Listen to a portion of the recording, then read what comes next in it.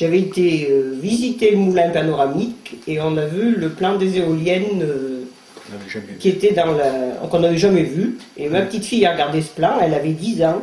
Elle me dit, mamie, est-ce que tu as des éoliennes chez toi? Non, j'ai pas d'éoliennes chez moi. Eh bien, tu vas être cerné par les éoliennes. On n'a rien vu venir. Voilà. Et on ne croyait pas, on était presque... On ne savait pas ce qui nous arrivait, on était les cobayes. Personne ne parlait de nuisance, mais on parlait que ça allait porter beaucoup d'argent. Et c'est ce qui a été le drame, cet argent. C'est tout. Ouais. C'est l'argent. Il ne s'est jamais parlé si ça allait nous handicaper ou quelque chose. Ça a toujours été, ça va rapporter de l'argent, ça va rapporter au pays, et ça n'a rien fait au pays. Tout au contraire, l'immobilier est complètement...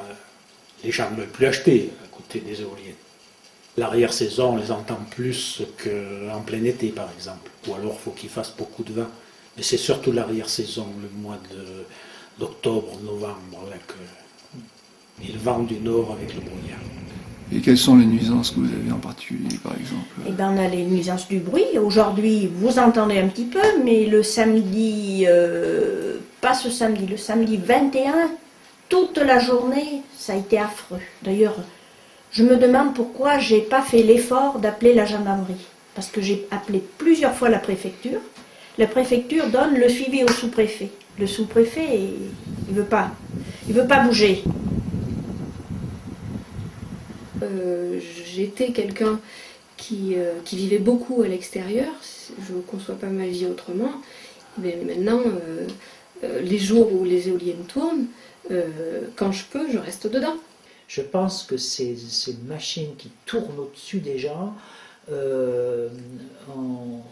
envahissent la vie des gens, leur espace, leur univers sonore, visuel et par bien d'autres effets, et créent comme une sorte de harcèlement parce qu'on ne peut jamais s'en sortir. Partout elles sont présentes, même si c'est par moments faible, en bruit, et ça crée une fatigue, un stress, une fatigue nerveuse. Moi, je suis à 750 mètres des éoliennes. D'une 3 MW, c'est ça? D'une 3 MW, oui. D'une 3 MW. De 3 MW. Alors qu'au départ, on nous avait dit que c'était que des 2,5. Là aussi, on a été trompé, quoi. D'accord. Et au niveau, par exemple, du bruit, l'autre jour, votre épouse me disait que dans certaines circonstances, le bruit pouvait être assez impressionnant. Ah ben, le bruit,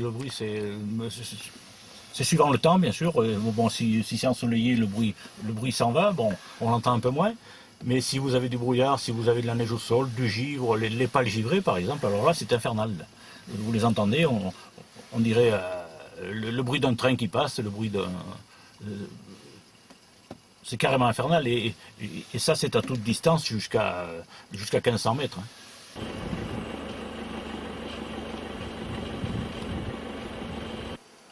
Et soi-disant qu'elle ne faisait pas de bruit. Le bruit d'une machine à laver.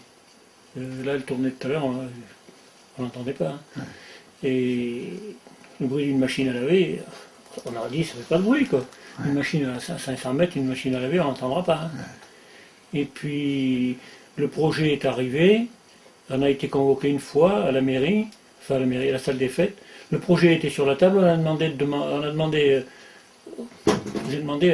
où étaient les éoliennes. La position, le projet était sur la table et on nous a dit qu'il n'était pas fait. Ah oui. Je suis parti de la réunion. C'est pas la peine de rester quand on se moque de nous. Ah oui. Je suis parti, mais il était trop tard. Quoi.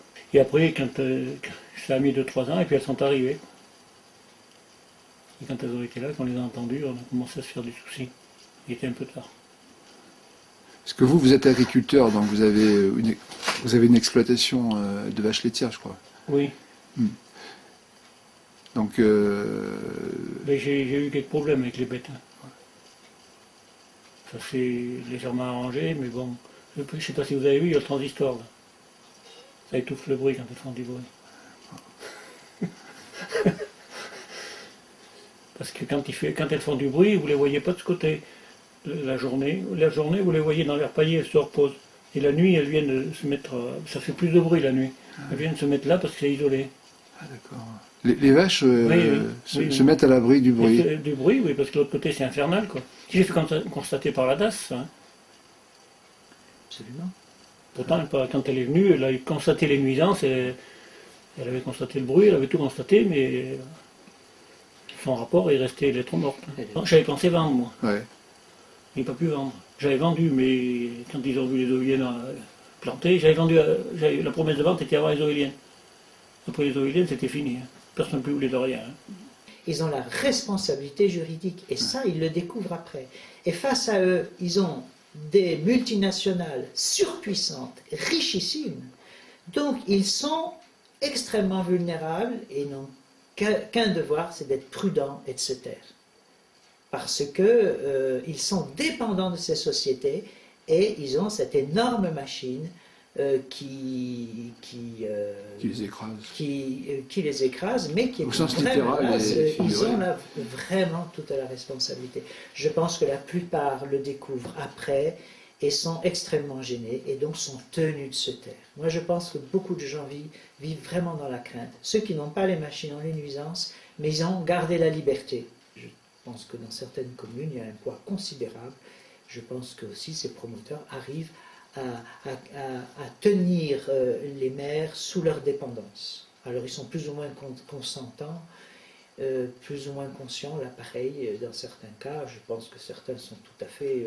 C'est-à-dire que les maires sont victimes d'un système. Mais même par rapport à leur propre mental, un besoin de cohérence vis-à-vis d'eux, quoi. Donc ils continuent à défendre malgré tout, mais... Parmi les maires, c'est pareil, il y a des victimes, puis il y a quand même des complices.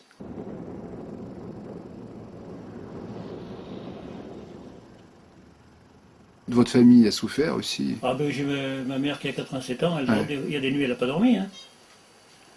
Quand ça fait du bruit, du vent du nord, là c'est insupportable. Hein. Pourtant, la maison a été conçue, elle a été avant les éoliennes, mais enfin les doubles vitrages étaient avant. J'entends pas le laitier qui arrive pour pomper devant la porte, et j'entends les éoliennes. C'est bien un monde. Une éolienne à 700 mètres, on l'entend, on n'entend pas le laitier qui pompe devant la porte.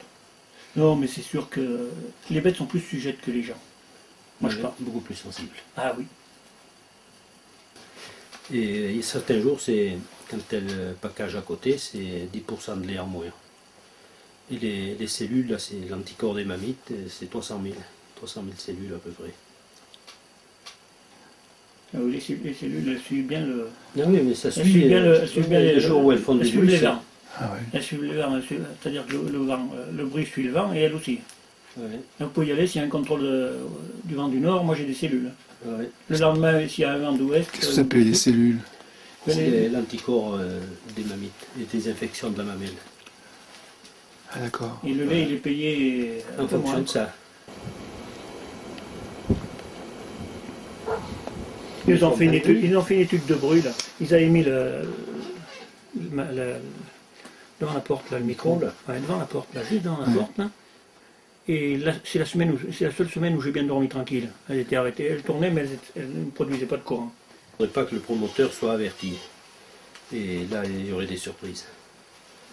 Parce que dès qu'ils savent et les machines tournent en fonction de ça. On a fait une étude de vibration dans la maison là.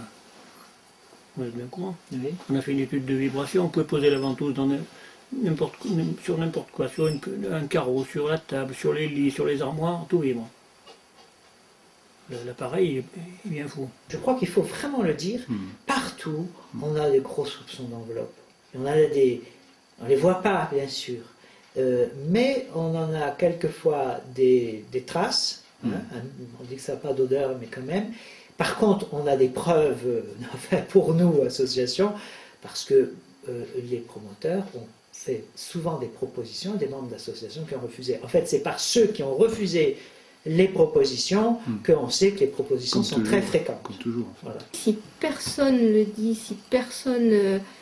il faut se mouiller à un moment ou à un autre, parce que sinon ça ne fera pas avancer le schmilblick. C'est pas dit qu'il y ait beaucoup de choses qui avancent aussi, mais au moins on n'aura pas le regret de s'être pas battu. Quoi.